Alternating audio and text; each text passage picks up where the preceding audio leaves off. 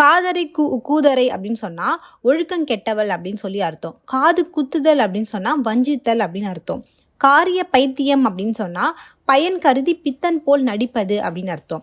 அடுத்து காலங்கண்டவர் அப்படின்னு சொன்னால் வயதிலும் அனுபவத்திலும் முதிர்ந்தவர் அப்படின்னு அர்த்தம்.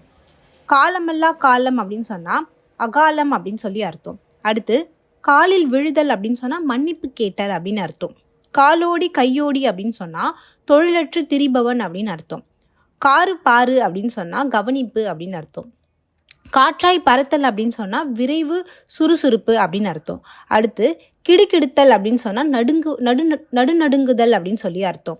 அடுத்து கிடுகிடுத்தல் அப்படின்னு சொன்னால் பல்லோடு பல் கொட்டுதல் அப்படின்னு சொல்லி அர்த்தம். அடுத்து கிடை சரக்கு அப்படின்னு சொன்னால் நாட்பட்ட சரக்கு அப்படின்னு சொல்லி அர்த்தம்.